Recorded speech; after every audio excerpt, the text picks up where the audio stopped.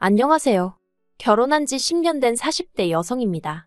제가 오늘 이렇게 사연을 쓰게 된 건 제가 어쩌다 폐암 걸린 시아버지를 모른 척하게 되었는지 이야기하고 싶어서예요. 속사정을 모르는 사람들은 저처럼 독한 며느리가 있겠냐고 욕을 하겠지만 제 이야기를 듣고 나면 그래도 저를 욕할 수 있을까 싶네요. 남편하고는 사내 커플로 만나서 2년 정도 연애하다가 결혼했어요. 같은 부서는 아니었지만 오고 가며 서로 얼굴을 익혔고 그러다 우연히 연말에 있었던 회사 행사에서 이런저런 대화를 나눌 기회를 갖게 되었죠. 술도 한 잔 들어가서 그랬던 건지 평소라면 워낙에 낯을 가리는 성격이다 보니 아무리 얼굴은 안다 해도 통성명도 한 적 없는 남자와 대화를 나눌 일은 없었을 텐데 그날은 이상하게 남편하고 별의별 이야기를 다 나눴던 것 같아요. 게다가 내친김이라고 해야 할지 연락처까지 교환했고요. 그리고 이후로 남편이 먼저 밥 먹자 영화 보자 하며 데이트 신청을 해왔고 그렇게 사귀게 되었습니다. 사귀는 동안 사내 커플이긴 했어도 뭐 부서도 다르고 업무적으로 겹치는 게 없어서인지 저희가 사귀는 걸 아는 사람들은 많지 않았어요. 그래서 조용히 연애하다 부부의 연을 맺게 되었답니다. 결혼 허락을 받을 당시만 하더라도 시댁이나 친정이나 여러모로 비슷한 환경이었어요. 양가 부모님 다 재산 어느 정도 가지고 계셨고 노후 준비도 되어 있으셨지요. 다만 시댁은 서울에, 친정은 지방에 있었고 저희 부부는 직장이 서울이다 보니 자연스레 시댁과 멀지 않은 곳에 신혼집을 구하게 되었습니다. 신혼집을 구하던 당시 시댁에서 1억 지원받았고 친정에서는 2억을 해주셨어요. 아무래도 친정에서는 제가 개혼이다 보니 조금 더 신경 써주신 부분이 있었습니다. 아무튼 그래서 뒷말은커녕 솔직히 남들보다 조금 여유롭게 신혼생활을 시작할 수 있었던 것 같아요. 그리고 이후로 아무래도 저희가 시댁에서 제일 가깝게 사는 자식들이다 보니 여러 가지로 시부모님을 챙겨야 하는 상황이 잦았습니다. 참고로 남편에게는 위로 아주버님과 신우가 있는데 다들 결혼해서 자식 낳고 살고 있었어요. 그리고 해놓고 사는 걸 이야기하자면 처음에 저희가 결혼하던 당시만 해도 당연히 두 집이 저희보다 형편이 좋았습니다. 남편 말로는 실제로 아주버님은 결혼할 때 집 한 채 받으셨고 신우도 2억 받아갔다고 들었어요. 하지만 시부모님 재산이고 제가 없을 때 있던 일인데 왜 당신은 1억만 해주시는 거냐고 묻기도 그렇잖아요. 그래서 시댁도 아주버님은 개혼이었고 신우는 있는 집으로 시집을 가다 보니 특별히 더 신경을 써주셨나 보다 생각하고 크게 의미를 두지는 않았습니다. 솔직히 그런 거 하나하나 의미 부여하기 시작하면 제가 뭘 어떻게 바꿀 수 있는 상황도 아닌데 제 속만 쓰린 거 아니겠어요. 아무튼 그런데 이렇게 살다 보니까 아무리 부모가 한미천해줘도 자식들이 어떻게 쓰느냐에 따라 결과물이 달라지더라고요. 아주버님네도 그랬습니다. 처음에 해준 집을 잘 가지고 계셨더라면 솔직히 몇 억은 버셨을 거예요. 그런데 아주버님이 잘 다니던 회사를 관두고 갑자기 창업을 하시겠다들면서 홀랑 집을 파셨거든요. 그런데 창업이 말이 쉽지. 뭐 가게만 차려놓는다고 손님이 알아서 오는 건 아니잖아요. 평생 더우면 찬바람 나오고 추우면 뜨뜻한 바람 나오는 데서 공부하고 일만 하시던 아주버님이셨습니다. 그런데 갑자기 무슨 음식점을 하시겠다고 하셔서는 결국 장사 시작하고 3년 만에 시쳇말로 다 말아먹었어요. 그리고 신우로 말하자면 솔직히 얄미울 때가 한두 번이 아니었어요. 질투한다고 보일 수도 있겠지만 무슨 팔자를 타고났길래 저렇게 매일같이 놀고 먹으며 사나 싶었거든요. 근데 제가 단지 그게 부러워서 신우가 얄미웠던 건 아니에요. 막말로 저도 시간 있고 돈 있었으면 신우처럼 살았을 테니까요. 하지만 까놓고 말해서 자기가 자식이면 자식된 도리는 해야 하는 거 아닌가 싶대요. 예를 들어 몇 년 전 시어머니가 인공관절 수술을 하셨을 때도 말이에요. 시어머니가 연세가 많으신 것도 아니었는데 남들보다 이른 나이에 인공관절 수술을 하셔야만 했어요. 그리고 그 일로 시어머니는 육체적인 고통으로 고생을 하신 것도 있지만 심리적으로 무척이나 힘들어 하셨어요. 인공관절이라는 게 한 번 수술하고 나면 길어야 10년 쓴다는데 그래봤자 당신 나이 70도 안 된다면서 이후에는 어떻게 사느냐고 걱정이 이만저만이 아니셨지요. 그리고 사람들이 인공관절 수술은 노인들이나 하는 거라고 생각하는데 당신은 나이가 60도 안 되었는데 그런 수술을 받았다면서 거기서 오는 우울감도 상당하신 듯 했어요. 그런데 신우는 단지 자기가 시댁에서 2시간 거리에 산다는 이유로 수술 때도 그렇고 거의 얼굴을 비추는 법이 없었습니다. 하지만 2시간 거리에 있는 친정에는 안 와보더라도 10시간 거리의 미국에는 잘만 가더라고요. 물론 제가 그런 신우 대신 혼자 시어머니를 돌본 게 억울해서 이런 소리를 한다고 생각하는 사람들도 있을 겁니다. 그리고 솔직히 저도 사람인데 가끔은 혼자 시어머니 비위 맞추고 상대해드리는 일이 버겁게 느껴지던 때도 있었으니 그 말이 완전히 틀렸다고 할 수는 없겠네요. 하지만 그래도 저는 저희 친정어머니도 워낙에 할머니를 지극히 모시는 걸 10여 년 가까이 옆에서 보며 자랐기 때문에 며느리로서 응당해야 할 일이라고 생각했어요. 그리고 실제로 시어머니가 저한테 매번 고맙다, 너밖에 없다, 너만한 며느리가 세상에 있겠느냐, 그런 말씀을 자주 해주셨거든요.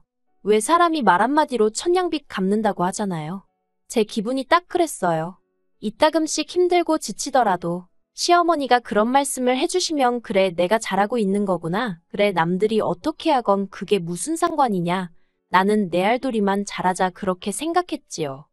그리고 무엇보다도 남편 또한 이런 저에게 무척이나 고마워했습니다.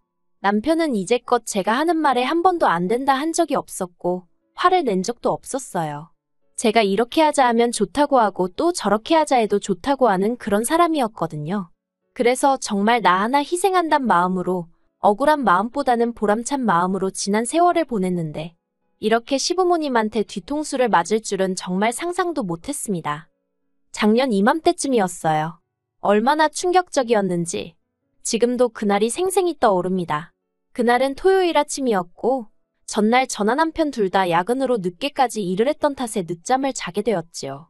느지막이 일어나서 브런치나 해먹자며 소세지 굽고 계란 후라이를 하고 있는데 옆에서 커피를 내리던 남편이 정말 대수롭지 않다는 듯 저한테 자기 우리 부모님이 건물이랑 땅 있는 거 알지? 하고 말문을 열더군요. 그래서 제가 아는데 왜? 하고 대답했습니다.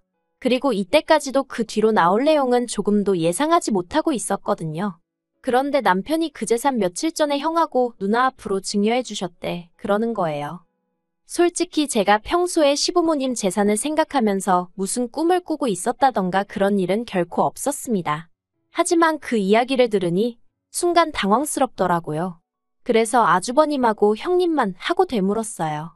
그랬더니 남편이 한다는 말이 응영은 장남이고 누나는 하나뿐인 딸이라서 그렇게 해주셨다네 하는 거예요. 그래서 제가 남편더러 당신은 아무렇지도 않냐고 물었습니다. 그랬더니 남편이 자기는 전혀 상관없다나요. 사실 저희 남편이 워낙에 욕심 없는 성격이긴 해요. 그리고 지난 몇 년 동안 상황이 많이 달라져서 결혼 초와는 달리 아주버님에 비해서는 저희가 월등히 잘 사는 상황이었고 신혼애야 워낙 그쪽 시댁의 재산이 있으니 저희와 비할 것은 아니었지만 그렇게 치자면 저도 친정부모님 상황이 나쁘지만은 않았으니까 솔직히 속된 말로 딸릴 건 없다고 생각했지요. 하지만 그것과는 별개로 그간 저한테 정말 미주알고주알 다 이야기하시던 시어머니가 그런 이야기는 쏙 빼놓고 안 하셨다는 것도 서운했고 제가 그간 시부모님께 어떻게 해드렸는데 하는 생각을 하니까 너무 섭섭하더라고요. 하지만 더 열받는 건 남편이 이후에 한 말이었습니다. 시부모님이 남편더러 저한테는 당신들 죽을 때까지 말하면 안 된다고 했다는 거예요. 그리고 이 말을 듣는 순간 남편은 별 생각이 없었다지만 저는 느낌이 딱 오더라고요. 돌아가시는 그날까지 효도는 나한테 받으실 생각이었나 보다 하는. 한편 그 대화를 나누고 며칠 뒤 시부모님이 저더러 제가 한갈비찜이 먹고 싶으시다며 전화를 하셨더라고요. 그래서 그럼 자리 한번 만들어서 밥도 먹으며 말을 해봐야겠다 싶었습니다. 그렇게 저희 집에서 저녁 식사 자리가 만들어졌고 남편은 시부모님께 티내지 말라고 했지만 저는 도무지 모른 척 넘어갈 수가 없었기에 유산 이야기를 꺼냈어요. 그런데 제 말의 요지는 왜 저희는 안 주셨냐가 아니라 왜 저한테는 숨기셨냐였거든요. 솔직히 저한테 남편한테 말씀하셨듯이 아주버님은 장남이고 신우는 하나뿐인 딸이라서 그렇게 챙겨주고 싶다 하셨으면 서운하긴 했겠지만 제가 안 된다고 하진 않았을 거예요. 말 그대로 그 재산은 시부모님 재산이니 제가 이렇게 저렇게 하시라고 말할 주제가 못 되잖아요. 그렇지만 그래도 저한테도 이야기를 해주셨으면 좋았을 것 같다고 말은 해야겠다 싶대요. 그래서 시부모님께 제 생각을 조심스레 전했습니다. 그런데 시부모님의 결론은 며느리는 며느리일 뿐인데 왜 시댁 재산에 관심을 갖느냐였어요. 며느리는 피를 나눈 가족은 아니지 않냐? 그러니 유산상 속에 있어서는 며느리는 나설 자격이 안 된다나요? 그리고는 저더러 하시는 말씀이 서운해하는 것도 말이 안 되는 거라면서 저더러 이상한데 관심 갖지 말고 할도리만 잘하면 된다는데 요즘 말로 현타라고 하죠? 그게 정말 딱 오더라고요. 누구한테 뒤통수 한 대를 세게 맞은 듯 정신이 드는 느낌이었습니다. 그래서 그날 정말 식사를 코로 한 건지 입으로 한 건지도 모르게 하고 시부모님이 집에 가신 이후로 남편에게 당신도 들었지 않냐며 나는 완전한 의미의 가족은 아니니 앞으로 그렇게 알고 살겠다 했어요. 나는 며느리로서 이 집에서 권리는 없고 의미만 있는가 본데 그런 역할은 못한다고요. 그러자 남편이 저 좋을 대로 하랍니다. 자기가 어떻게 하라고 강요하고 싶은 생각은 없다면서 오히려 자기가 생각이 짧았던 것 같다고 미안하다고 하더라고요. 그리고 그때부터 시부모님께 아무것도 해드리지 않았습니다. 여기서 말하는 건 안부 전화는 기본이고 명절이나 시부모님 생신 같은 날을 챙겨드리는 거 전부 다 포함이에요. 그냥 까놓고 말해서 나한테 시부모님은 없는 분들이다 나한테 시댁은 없다 생각하고 살다시피 했지요. 그런데 지난달 초에 남편이 시아버지가 폐암2기라는 진단을 받으셨단 소식을 전하더라고요. 그래서 제가 남편더러 고생하시겠네 했어요. 그랬더니 남편도 그러니까 말이야 하고는 말더라고요. 솔직히 저희 남편이 효심이 없는 사람은 아닌데 그렇다고 그 효심이 얼마나 대단한 사람도 아니다 보니 시아버지가 폐암이라고 해도 자기가 딱히 나서서 뭘 해야겠다 그런 생각은 없는 눈치였어요. 그냥 말 그대로 우리 아버지 어떡하냐 고생하시겠다 이 정도였달까요. 그리고 원래대로라면 제가 오히려 나서서 시부모님 찾아뵙고 앞으로 이렇게 해야겠다 저렇게 하셔라 하고 한마디로 5만 가지를 챙기려 들었겠지요. 하지만 저는 더 이상 그렇게 할 생각이 없었기 때문에 그냥 건강 잘 챙기시라고 해 한마디 하고 말았습니다. 그런데 이후에 일어난 일들은 정말 황당하기 짝이 없었어요. 시아버지 폐암 소식 이후로 남편이 제가 묻지도 않았는데 또다시 시부모님한테 연락이 왔었다며 이야기를 꺼내더군요. 시부모님께서 남편더러 저한테 시아버지 소식을 전한 게 맞느냐며 제 반응을 무척이나 궁금해하시더랍니다. 그리고 저희 남편은 딱히 없는 소리를 꾸며내는 타입도 아니다 보니 제가 보인 반응 그대로 전했다대요. 시부모님은 제 어떤 반응을 기대하셨던 걸까요? 확실한 건 제가 보인 반응이 시부모님의 기대치와는 많이 달랐던 모양입니다. 그러니 연락도 없이 저희 집에 찾아오셨던 거겠지요. 예상치 못한 방문이었지만 그래도 문 밖에 서 계시게 할 수도 그렇다고 그대로 돌려보낼 수도 없어서 일단 현관을 열어드렸습니다. 그리고 어이없게도 시어머니는 저를 보자마자 눈물을 보이시면서 제 손을 잡으시더니 당신이 다 잘못했다면서 아주버님하고 신호하고 이야기를 해봤다고 그러면서 저희 몫으로 2억을 주기로 하셨다네요. 그리고는 덧붙이시기를 이제 이 돈 받고 마음 풀라면서 예전처럼 잘 지내고 싶다 하셨는데 솔직히 마음이 풀어지기는커녕 짜증이 나더라고요. 막말로 2억 받고 시아버지 병수발이나 들라는 소리를 하러 오신 게 눈에 뻔히 보였으니까요. 그래서 제가 2억을 주신다는 게 저한테 주신다는 것도 아니고 저희 남편한테 증여해 주시는 거 아니냐 그러면 남편하고 이야기하시면 되지 왜 저한테 이러시냐 했어요. 어머님 말씀대로 피 한 방울 안 섞였는데 저한테 이런 이야기 하시는 이유가 뭐냐고요.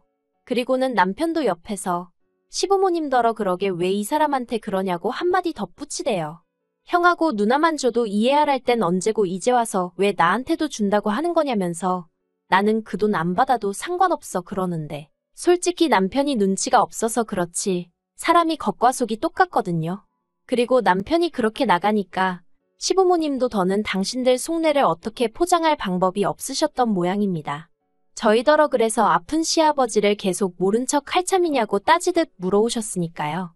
그래서 제가 아주버님하고 신우는 도대체 뭐하냐고 되물었어요. 저는 이때까지 할 만큼 한 것 같은데 그래도 가족도 아니라고 하는데 제가 뭐 한다고 병수발을 들겠냐고요. 그리고는 남편더러 배웅 잘 애들이라 한마디 하고 안방으로 들어가 버렸습니다. 그리고 그날 이후로 시댁하고는 정말 완전히 발길을 끊었습니다. 물론 남편도 그런 것은 아니고 저만요. 남편은 종종 시댁에 일이 있으면 가기도 하고 묻지 않은 쓸데없는 소식도 전하고 그런 식이에요. 보아하니 아주버님이랑 신우가 남편한테 네 마누라 마음 좀 달래보라며 어지간히 달달 볶는 모양입니다.